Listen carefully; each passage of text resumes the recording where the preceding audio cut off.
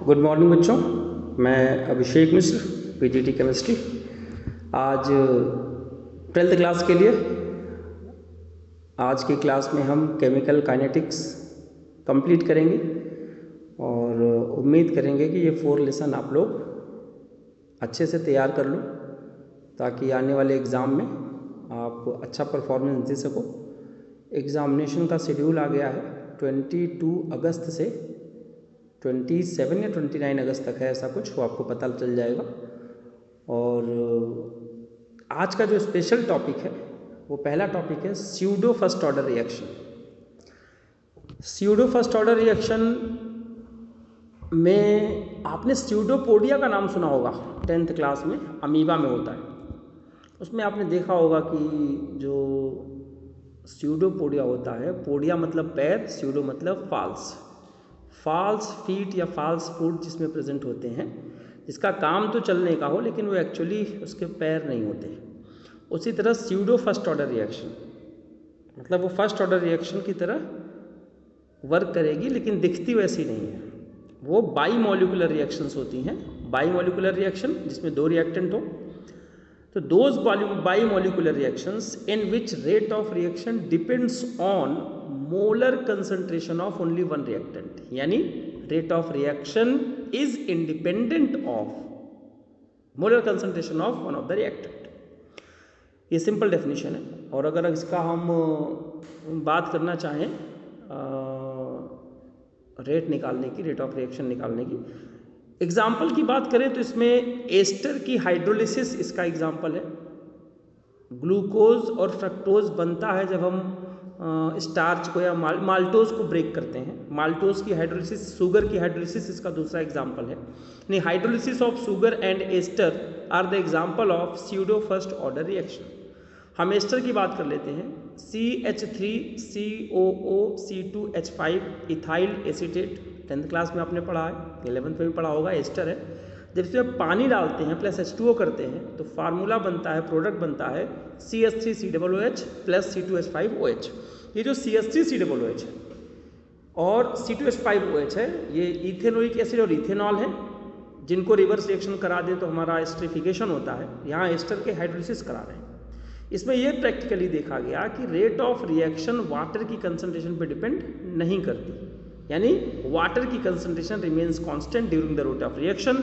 अगर हम normally differential rate law लिखें तो रेट इज इक्वल टू के molar concentration of CH3COO C2H5 sorry, molar concentration of, मैं एक बार फिर से बोलता हूँ, रेट इज इक्वल टू के CH3COO C2H5 कैपिटल ब्रैकेट में और पड़ोस में H2O कैपिटल ब्रैकेट में। But as we know concentration of H2O does not change, remain same during the reaction, इसलिए K पहले से कांस्टेंट है।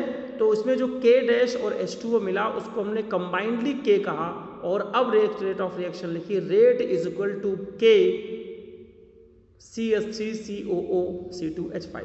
आप नीचे नोट्स में देखेंगे कि लिखा हुआ है K is equal to K dash और ब्रैकेट में H2, यानी K डैश भी कांस्टेंट है, H2O भी कांस्टेंट है, इसलिए उन दोनों को हमने कॉमन कांस्टेंट मान लिया।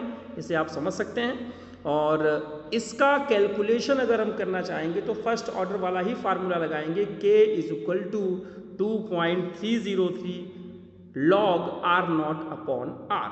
ये NCERT का शायद 8th या 9th क्वेश्चन है, इसमें आपको इसका यूज़ करना पड़ेगा।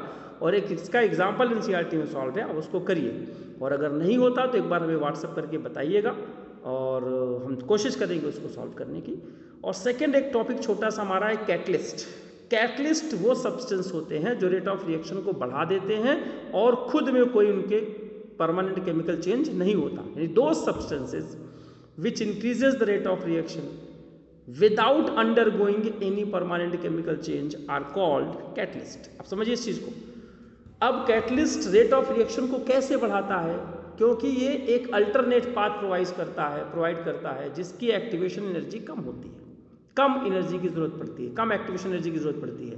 The main function of catalyst is to lower the activation energy, as a result rate of reaction increases. अब एक्टिवेशन एनर्जी, ये आपका होमवर्क है, आप पढ़िएगा एक्टिवेशन एनर्जी क्या होती है, हालांकि आपके सिलेबस से इसको हटा दिया गया है। और कुछ ऐसी चीज होती है जो कैटलिस्ट की एफिशिएंसी को बढ़ाते हैं उन्हें हम प्रमोटर कहते हैं। Those chemicals which increases the efficiency of catalyst are called promoter, और जो कैटलिस्ट की एफिशिएंसी को डिक्रीज कर देते हैं उसे कहते हैं poison.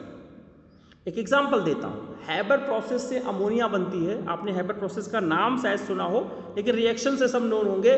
N2 + 3H2 = 2NH3। This is the formation of ammonia by Haber process.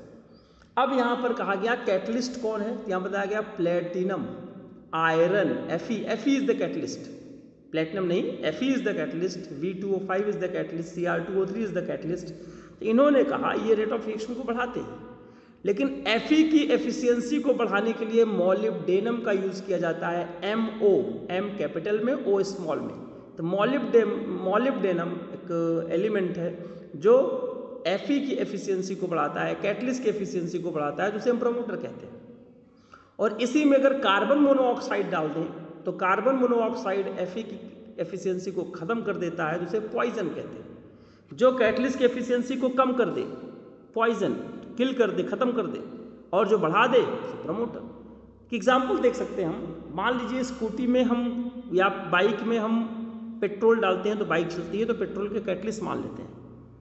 तो प्रमोटर क्या हुआ, टाइम टू टाइम सर्विसिंग कराते हैं, उसमें इंजन ऑयल डालते हैं, तो हो गया प्रमोटर। अब ऐसा हम करें कि पेट्रोल टंकी में से निकाल के उसमें हम इंजन ऑयल डाल दें, तो क्या स्कूटी चलेगी? आंसर आएगा नहीं। इसका मतलब प्रमोटर केवल कैटलिस्ट की एफिशिएंसी को बढ़ा सकता है, वो डायरेक्ट रेट ऑफ रिएक्शन पर कोई फर्क नहीं डालेगा। आप एनसीईआरटी की लाइन पढ़ेंगे, ये बात आपको क्लियर होगी, समझिए इस चीज़ को। यानी जो हम लोग आपको पता होगा, हम लोग टीचर्स लोग ट्रेनिंग पे जाते हैं, तो ट्रेनिंग में जाते हैं तो हमारी एफिशिएंसी बढ़ती है, हम आपके लिए कैटलिस्ट हैं, लेकिन हमारी एफिशिएंसी कैसे बढ़ेगी? ट्रेनिंग में चले गए, ट्रेनिंग में चले गए, या सेमिनार में चले गए किसी। अब उस सेमिनार में बच्चों को भेज दिया जाए तो क्या वो फायदा होगा? नहीं, क्योंकि वहाँ हमें ये बताया जाता है कि how to handle the children, how to teach the children. उनके मेंटल लेवल तक जाकर किसी चीज़ को हमें एक्सप्लेन करनी होती है। वहाँ आपको पढ़ने पे वहाँ आपको नहीं समझ में आएगा कि क्या बताया गया। हम उस चीज़ को सीखते हैं, फिर डिलीवर करते हैं, तो we are the catalyst for your performance. Clear? तो ये चीज़ आप समझिए, छोटा सा टॉपिक था। उम्मीद करता हूँ ये ख़त्म हो गया होगा, और अब आपका काम है कि केमिकल काइनेटिक्स को कंप्लीटली फिनिश करें, और जितने भी उसके नॉर्मल न्यूमेरिकल्स हैं, लॉग वाले न्यूमेरिकल्स करने की कोशिश करें, और जो नहीं हो हमें व्हाट्सएप के द्वारा बताएं, हम कोशिश करेंगे कि वो कंप्लीट हो। और लास्ट में ये कहना था कि आज शायद आत्मनिर्भर भारत पे कोई ऐसे लिखना था आप लोगों को, तो अगर हो सके तो कम से कम कुछ बच्चे पार्टिसिपेट कर दें 12th क्लास के, और उसमें वेबसाइट का नाम दिया, उसे ऑनलाइन ही अपलोड करना है। तो समझ लीजिए मेरी पर्सनल रिक्वेस्ट कि आप इसे कर लेंगे तो थोड़ा अच्छा लगेगा कि चलो बच्चों ने बात मानी, और ये थोड़ा एक ऑफिशियल वर्क भी है, करवाना भी है बच्चों से। आत्मनिर्भर भारत पर जो भी आप लिख सकते हैं, उसमें सब्जेक्ट शायद दिया होगा, आप देख लीजिएगा ज़रा। प्रिंसिपल साहब ने कहा था आप लोगों तक मैसेज पहुंचा दूं, और एक दो मतलब पर्सनली वॉच करने के लिए हमें कहा है, इसलिए हम आपको यहाँ बता रहे हैं। और फाइनली आज की क्लास यहीं पर ख़त्म करते हैं। आने वाले 15 अगस्त के लिए आपको ढेर सारी शुभकामनाएं, और आपका जीवन सुखमय हो, आप खुश रहें, अच्छे रहें, और कोरोना से बचे रहें। बस आज की क्लास में इतना ही, बाकी अगली क्लास में। धन्यवाद।